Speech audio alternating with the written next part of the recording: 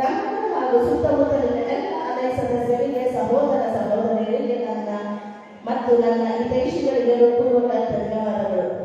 ನಿಮ್ಮ ಸಕ್ರಿಯ ಭಾಗವಹಿಸುವಿಕೆ, ನಿಮ್ಮ ಉತ್ಸಾಹ ಮತ್ತು ಬೆಂಬಲದಿಂದ ನಮ್ಮ ಈ ಪ್ರಾಂತ್ಯದ ಸಭೆ ರೀಜನಲ್ ವಿಜಯಶಾಲಿಯಾಗಿ ಯಶಸ್ವಿಯಾಗಿದೆ. ನಿಮ್ಮೆಲ್ಲರ ಉತ್ಸಾಹವೇ ಅಲಯನ್ಸ್ ಕುಟುಂಬದ ನಿಜವಾದ ಶಕ್ತಿ. ಹಾಗೂ ನನ್ನ ಕುಟುಂಬರು ಕೂಡ ಬಂದಿದ್ದಾರೆ, ನಮ್ಮ ಅತ್ತೆಯವರು ಬಂದಿದ್ದಾರೆ, ಮತ್ತೆ ನಮ್ಮ ಅತ್ತೆ ಸೊಸೆಯರೆಲ್ಲ ಬಂದಿದ್ದಾರೆ. ಅವರು ಕೂಡ ಸ್ವಾಗತ.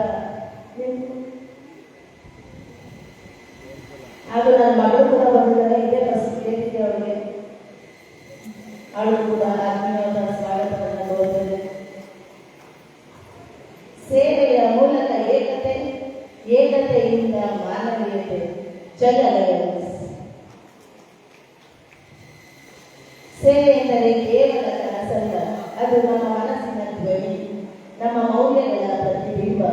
ಆದ್ದರಿಂದ ನಾವೆಲ್ಲರೂ ನಿಷ್ಠೆಯಿಂದ ಸೇವೆ ಮಾಡೋಣ, ವಿನಮ್ರತೆಯಿಂದ ನಾಯಕತ್ವ ತೋರಿಸೋಣ, ಪ್ರಾಮಾಣಿಕತೆಯಿಂದ ಪ್ರೇರೇಪಿಸೋಣ. ದೇವರ ಆಶೀರ್ವಾದದಿಂದ ನಮ್ಮ ಬೈಲು ಸರ್ ಮತ್ತು ಸತ್ಯವತಿ ಮೇಡಮ್ ಅವರ ಸ್ಫೂರ್ತಿದಾಯಕ ನಾಯಕತ್ವದಲ್ಲಿ ಈ ಪ್ರಾಂತೀಯ 2 ಮುಂದಿನ ದಿನಗಳಲ್ಲಿ ಇನ್ನಷ್ಟು ಶ್ರೇಷ್ಠ ಸೇವೆಗಳನ್ನು ಸಲ್ಲಿಸಲಿದೆ ಎಂಬ ವಿಶ್ವಾಸ ನನ್ನದು. ಎಲ್ಲರಿಗೂ ಧನ್ಯವಾದಗಳು. ಅಲಯನ್ಸ್ ಕ್ಲಬ್ ಇಂಟರ್ನ್ಯಾಷನಲ್ ಚಿರಂಜೀವಿಯಾಗಲಿ. ಸೇವೆ, ಏಕತೆ, ಮಾನವೀಯತೆ ಶಾಶ್ವತವಾಗಲಿ. ಜೈ ಅಲಯನ್ಸ್. ಥ್ಯಾಂಕ್ ಯು ಪ್ರಾಂತ್ಯ 2ರ ಜನಮತವನ್ನು ಗಳಿಸಿರುವ ದುಂಡಿರಾಜ್ ಈವರೆಗೆ 6,500ಕ್ಕೂ ಹೆಚ್ಚು ಅನಿಗಮನಗಳನ್ನು ರಚಿಸಿ ಆ ಪ್ರಕಾರದಲ್ಲಿ ತಮ್ಮ ಛಾಪನ್ನು ಹೊಂದಿದ್ದಾರೆ. ನಾಟಕಕಾರರಾಗಿಯೂ ಪ್ರಸಿದ್ಧರಾಗಿರುವ ಇವರ ಪುಕ್ಕಟೆ ಸಲಹೆ ಎಂಬ ನಾಟಕವು 100ಕ್ಕೂ ಹೆಚ್ಚು ಪ್ರದರ್ಶನಗಳನ್ನು ಕಂಡಿದೆ.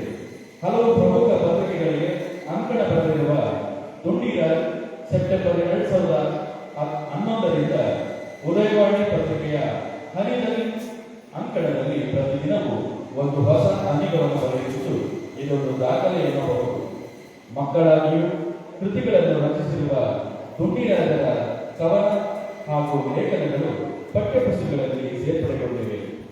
ಜನಪ್ರಿಯ ವಾಗ್ಮಿಗಳೂ ಆಗಿರುವ Dundiraj America, England, Singapore, Dubai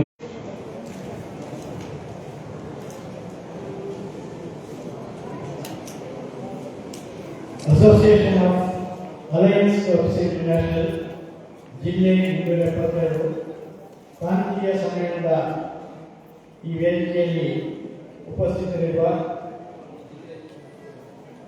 ನನ್ನ ಆತ್ಮೀಯ ಮಿತ್ರರಾದ ಅಲೈ ಡಾಕ್ಟರ್ ನಾಗರಾಜ್ ಬಿ ಅವರೇ,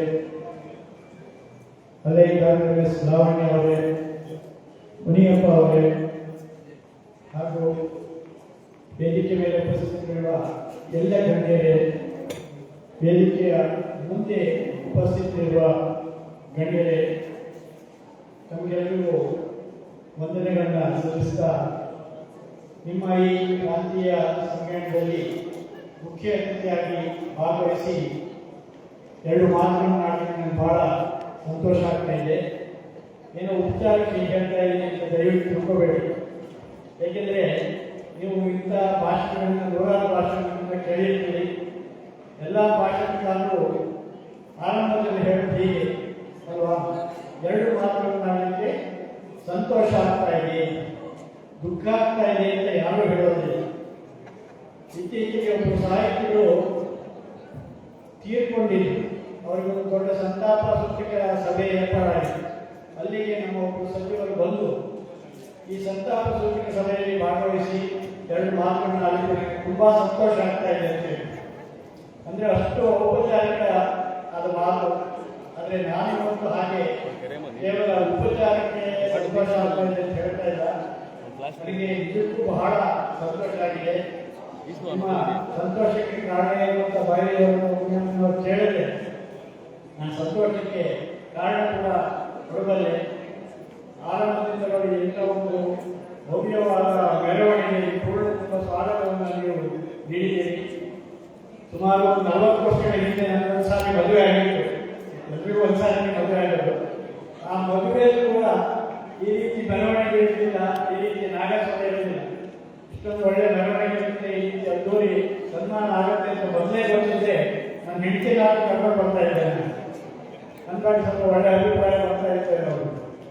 ಆದರೆ ನನಗೆ ಬಹಳ ಖುಷಿ ಆಯಿತು, ಅಷ್ಟೊಂದು ವೈಭವವಾದ ಮೆರವಣಿಗೆಯಲ್ಲಿ ನಮಗೆ ಕರ್ಕೊಂಡು ಬಂದ್ರಿ.